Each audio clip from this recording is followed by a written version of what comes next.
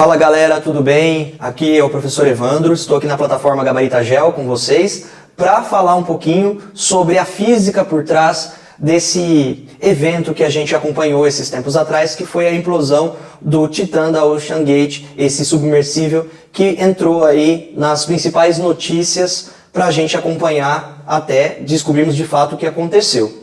Então, só lembrando, a gente está trabalhando com uma embarcação um pouquinho diferente do submarino, embora algumas características por trás, principalmente na questão da física, sejam bem semelhantes. Tá? O submersível ele tem essa diferença de que ele não é uma embarcação totalmente autônoma, né? É necessário que ele seja carregado pelo navio até a região na qual ele vai entrar dentro d'água, ele vai ser controlado por operadores que estão neste navio também, diferentemente do submarino, que tem a sua autonomia, maior tempo de navegabilidade e tal.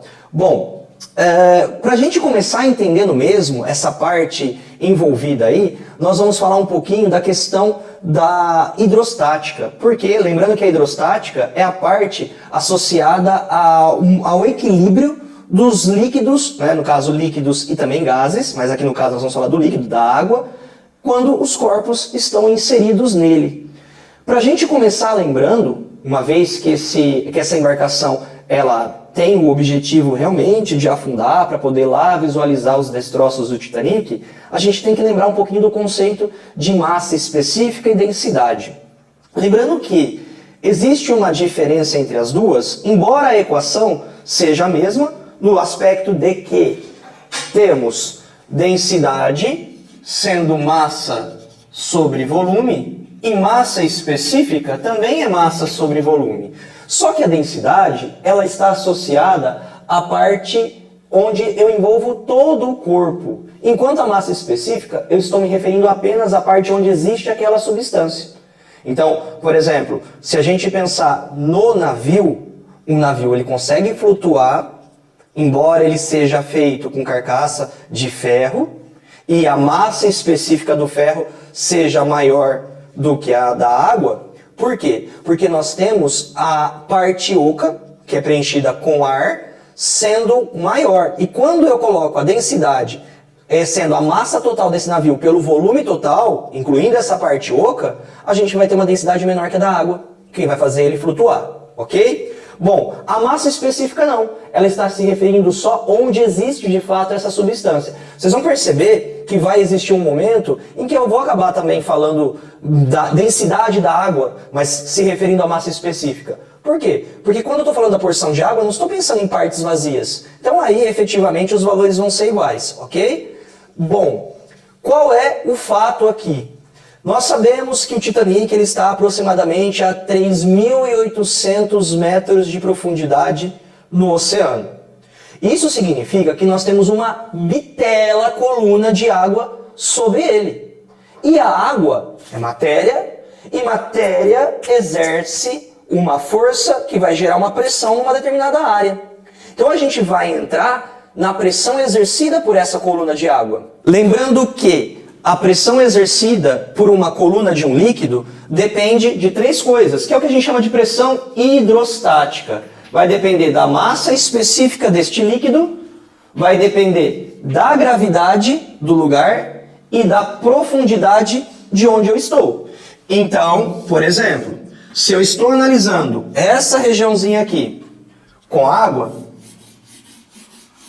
eu quero analisar esse ponto A e depois esse ponto B, como a coluna de líquido em A é menor do que a coluna de líquido em B, a pressão hidrostática exercida por essa água em A é menor do que B. Então eu tenho uma pressão maior em B do que em A. Quando eu estou me referindo à pressão exercida nessa profundidade, eu tenho que levar em consideração a pressão total exercida naquele ponto. Só que nós não podemos esquecer o quê? Que a própria atmosfera gera uma pressão sobre a Terra, que é o que a gente chama de pressão atmosférica. Essa pressão atmosférica ela foi descoberta com aquele experimento conhecido como experimento Torricelli, onde ele usou uma coluna de mercúrio líquido e ele identificou que a pressão exercida pela atmosfera a nível do mar dependia de um equilíbrio de uma coluna de 76 centímetros de mercúrio. Lembra da unidade de pressão que vocês usam muito na química? 76 cmHg ou 760 mmHg? Está relacionada a isso. Está relacionada à pressão exercida pela coluna de mercúrio. Então, quando eu encontro esse valor da pressão atmosférica, que todos nós estamos recebendo neste momento, isso depende da densidade do líquido, quando foi feito o experimento, da gravidade e da altura do líquido, que neste caso, a densidade do mercúrio era conhecida, 13,6 vezes 10 ao cubo, quilograma por metro cúbico, que é a unidade do Sistema Internacional, gravidade 9,8 e altura 76 centímetros ou 0,76 metros. Fazendo essa continha, nós vamos chegar em 101,3 vezes 10 à terceira, que deixando em notação 1,013 vezes 10 à quinta pascals, unidade de medida de pressão no Sistema Internacional, ou newtons por metro quadrado. A gente costuma arredondar isso para 1 vezes 10 à quinta pascals. Então, lembrando que uma atmosfera vai acabar sendo 1 vezes 10 à quinta pascals, que é os 76 centímetros de mercúrio, que é os 760 milímetros de mercúrio.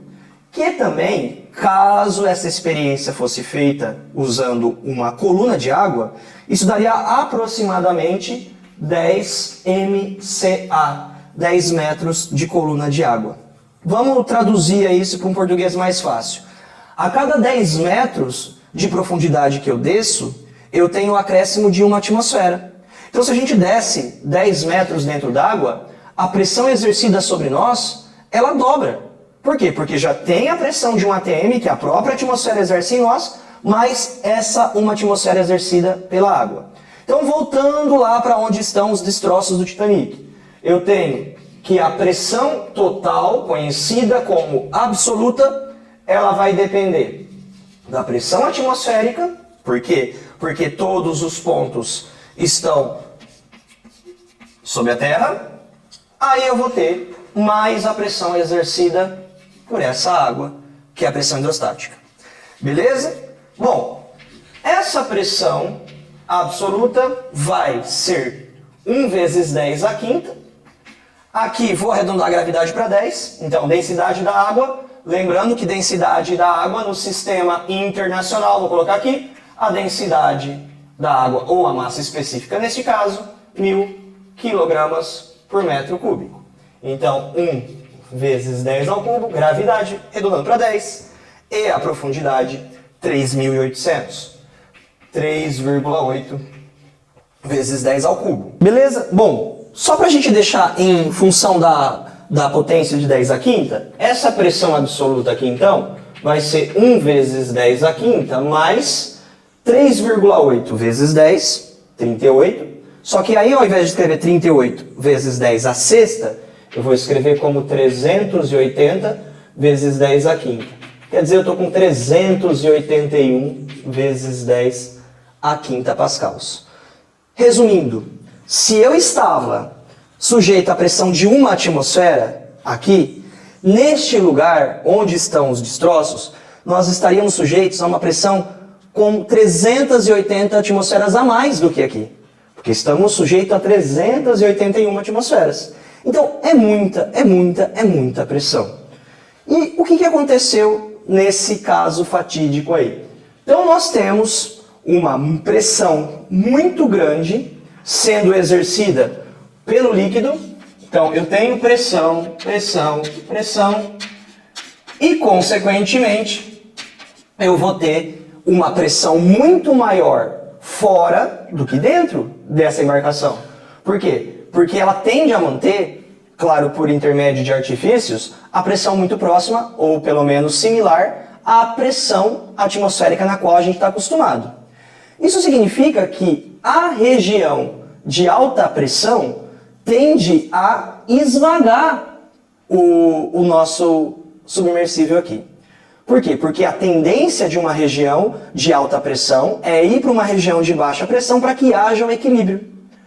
Qualquer microfissura que isso possa ter, qualquer problema que isso possa ter, vai causar um rompimento nas estruturas que vai acabar gerando uma reação em cadeia que vai fazer com que todos esses pontos se colapsem por conta dessa pressão elevada. Então nós vamos ter uma implosão. Por que é uma implosão? Porque nós temos o sentido oposto de uma explosão.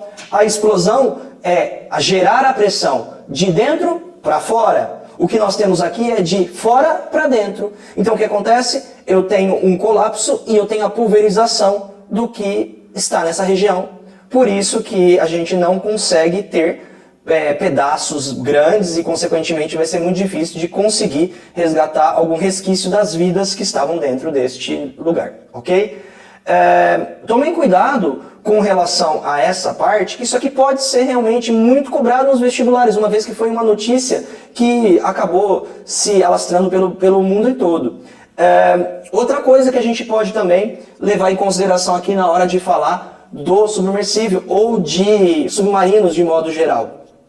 Vocês sabem que ele pode tanto subir, quanto descer, quanto se equilibrar numa determinada região. Vai depender da força-peso do submersível e vai depender do empuxo que o fluido exerce sobre ele. O que é o empuxo?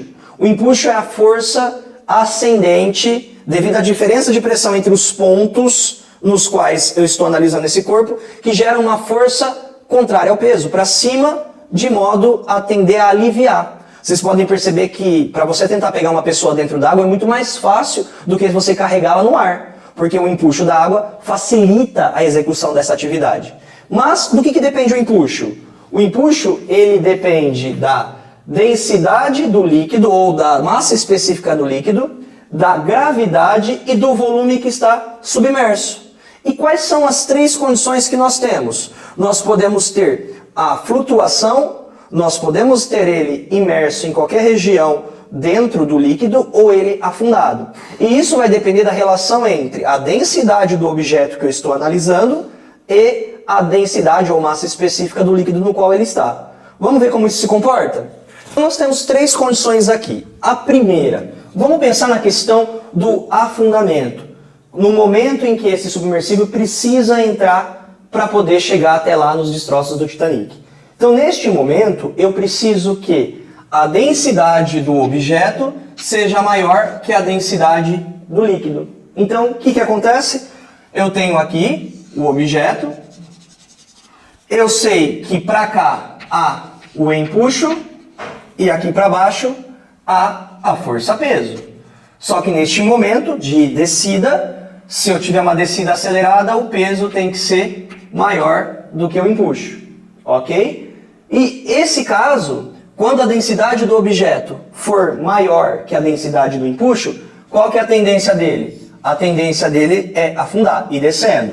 Se por acaso ele chega numa determinada superfície, então eu sei que o empuxo mais a normal, porque há um contato de superfície com o corpo, elas precisam se igualar ao peso. Então eu tenho que empuxo mais normal vai ser igual ao peso. No caso em que ele está totalmente submerso, eu preciso da condição em que a densidade do objeto seja igual à massa específica do líquido. Aí, estando numa região qualquer aqui de líquido, eu vou ter esse corpo inteiramente submerso no líquido em que ele está, mas inteiramente submerso em qualquer posição. Por quê? Porque eu vou ter o empuxo se equilibrando com a força-peso. Empuxo igual peso. E no caso da flutuação? No caso da flutuação, a densidade do objeto ela é menor do que a densidade do líquido. E aí, eu vou ter então um determinado líquido, que eu poderia ter posto aqui também, e aí eu vou ter essa relação. Ele fica com uma parte submersa, sei que há o empuxo aqui e sei que há o peso aqui. Como é equilíbrio também, o empuxo é igual ao peso. Beleza, mas o que muda daqui para cá? O volume submerso. O empuxo é igual ao peso, só que o volume submerso aqui não é o mesmo daqui.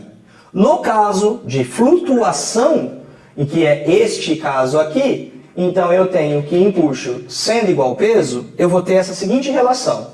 A densidade do líquido, a gravidade, o volume submerso, tem que ser igual à massa vezes a gravidade.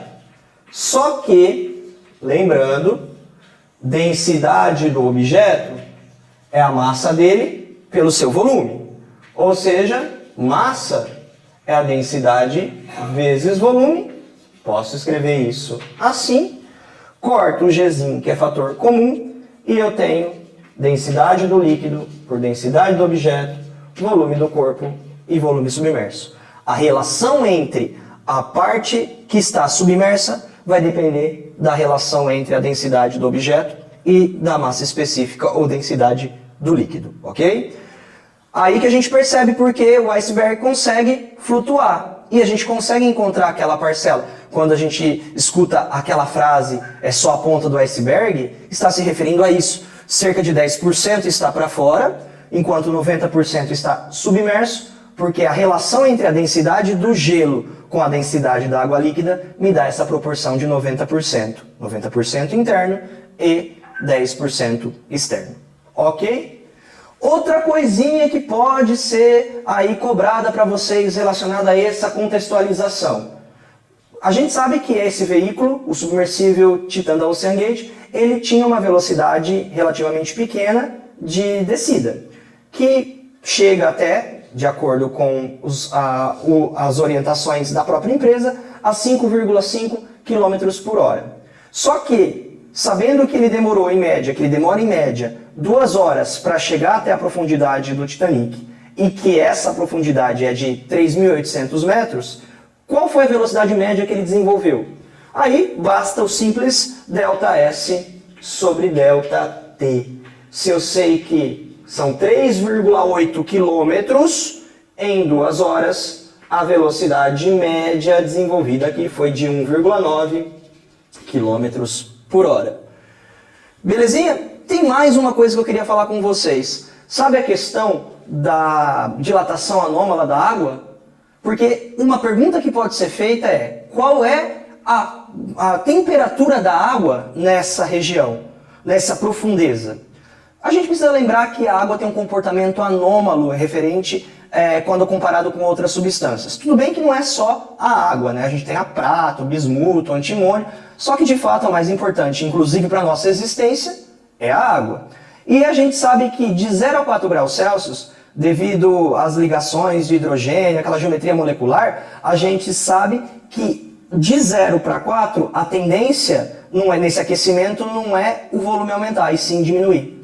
Então, a 4 graus Celsius, aproximadamente 4 graus Celsius, eu tenho o volume mínimo. Se eu tenho o volume mínimo, eu tenho a densidade máxima. Isso significa que a água de maior densidade está a 4 graus Celsius. Se está com maior densidade, ela está lá embaixo. Então, essa é a temperatura aproximada da água na região das profundezas. Mesmo quando você pensa num lago congelado, né? Porque a partir de um momento em que a própria camada de gelo cessa a troca de calor do ambiente com a água, a gente vai ter água líquida dentro e na profundeza a água mais densa a 4 graus Celsius. Okay? Pensando também na questão da comunicação, né, do submersível com a sua base, o que a gente pode tentar associar?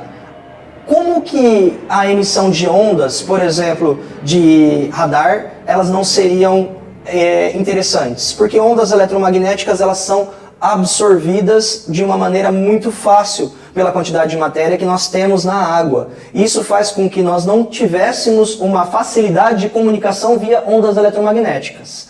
Sonar, aí a onda mecânica, ela realmente tem uma velocidade maior, né? A onda mecânica a onda do som acaba tendo uma velocidade maior, porque tem mais matéria em água, então a velocidade no líquido é maior do que a no ar, só que justamente essa rapidez pode provocar o desvio da região de comunicação, que era um outro empecilho. Aí nós podemos pensar assim, tá, mas como que eu faço para isso subir ou para isso descer? Agora, pessoal, mais uma coisinha. Quando eu falo da questão de a possibilidade de submarino ou do submersível subir ou descer, está associado a eu alterar a densidade dessa embarcação. Pensando em submarino de modo geral, a gente tem comportas que podem agregar água ou elas podem também ser preenchidas com ar. No momento em que eu quero entrar no mar, ou seja, eu quero afundar, eu preciso colocar material mais denso. Coloco a água lá, isso faz com que a densidade da embarcação se torne maior do que a densidade da água e aí ele afunda. No momento em que eu preciso voltar, eu vou retirar, né, por intermédio de bombas, essa água. Então eu vou ficar com a parte vazia, que vai fazer com que o todo seja menos denso que a água e ele volte a subir. Na questão do submersível em si, ele tinha lastros que eram pesos pesados, que podiam ser liberados por intermédio de execução de ordens, né, através dos controles, e também podia, em 24 horas, essas ligações que existiam dele com o submersível, elas foram feitas para se romper. Isso significa que provavelmente a gente teve essa questão da implosão nos tempos iniciais antes desse momento. Então, consequentemente, existiam sim possibilidades de retorno à superfície, só que foram impedidas por conta dessa pressão esmagadora que a embarcaçãozinha sofreu. Belezinha? Espero ter ajudado vocês com algumas dicas associadas à física por trás deste evento. Um abraço, até mais.